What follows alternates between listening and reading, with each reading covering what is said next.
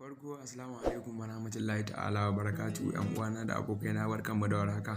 A sabon bidiyon da muka zo muku da shi yau za mu yi muku bayani ne akan wani application wanda zai taimaka ma ka cire ma hoto background kowane iri.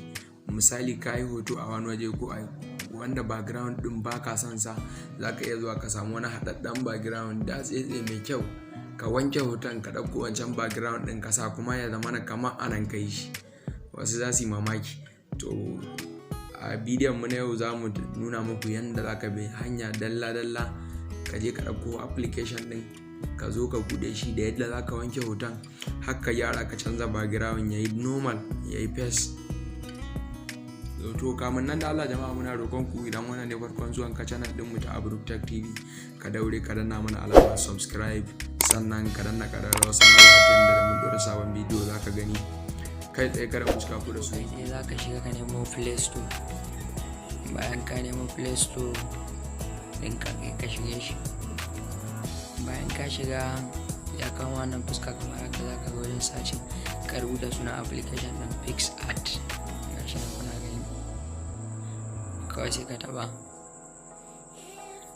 Bayan ka taɓa ya buɗe ma da wannan fuska kamar haka, kamar yadda kuke gani wancan na sama shine icon ɗin application ɗin, sannan gashi nan kusan mutum miliyan 4 suka yi review ɗin shi, yana da mega 38 da sauransu. Kai tsaye mun riga mun yi downloading ɗin shi, saboda haka idan mun yi downloading kawai za mu shiga ta cikin wayar mu. Gashi nan za mu nemo shi, yawa gashi can daga sama kamar yadda kuke gani. Gashi nan mun yi na application. Bayan ka shiga za ka nan gyara da ɗan isaci kaɗan zai buɗe ma.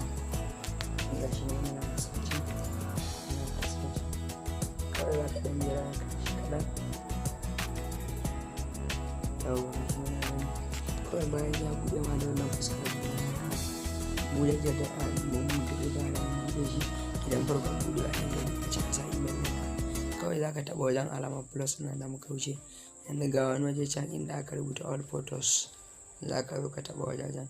Bayan ka taɓa zai ka zo ka zaɓi hoton da kake so. Yanzu misali mu wannan hoton shine muke so mu ɗauka mu yi amfani da shi. Wannan tallace za ka cire ta. Bayan ka cire kun ga ya kawo mana ga yanayin tsarin hoton mu nan. Kawai za ka zo ka taɓa wajen cut out na inda muka nuna. Kawai sai ka zo ka yi shading ɗin hoton ka yanke inda kake so. Gashi nan kuna gani. Gashi nan kuna gani kamar haka, kawai za ka zo ka zagaye shi. Yau kawai mun bar shi kamar haka. Daga can sama ga wata alamar kibiya can ta kalli can, sai ka taɓa ta. Bayan ka taɓa gashi nan yana yi. Bayan ya kawo ma kamar haka, kawai za ka zo ka taɓa alamar saving ga ta can daga sama. Bayan ka danna saving kawai za ka ƙara danna alamar kibiya can.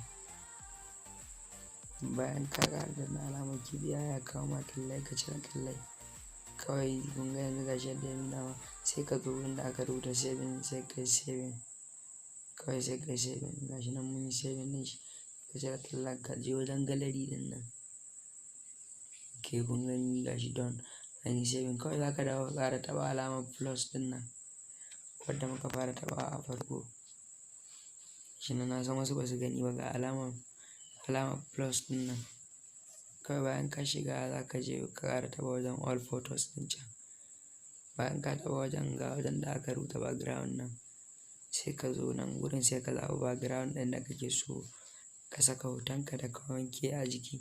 Yanzu misali wannan background ɗin da muka zaɓa shi muke so mu wanke hoton, mun wanke hoton mu sa. Mun ga alamar guri nan da aka rubuta add photo, sai ka zo gurin ka taɓa sai ka ɗauki hoton misali gashi nan. Bayan ka ɗauka kawai sai ka saita shi yadda kake so. Kun ga hoton mu ya wanku, kun ga kamar a wajen aka yi shi ba a can guraren ba. To wannan shine hoton da aka wanke. Ta wannan hanyar za ka bi ka wanke hoto idan kana son ka wanke shi ya wanku. Sai ka zo kawai ka taɓa saving gashi nan, kawai ka yi saving ɗin hotonka. Shikenan bayan ya savu, wannan ita ce hanyar da za ka bi ka canza ma hoto background cikin sauƙi ba tare da ka sha wahala ba. Da haka mun gode da kallon bidiyon mu.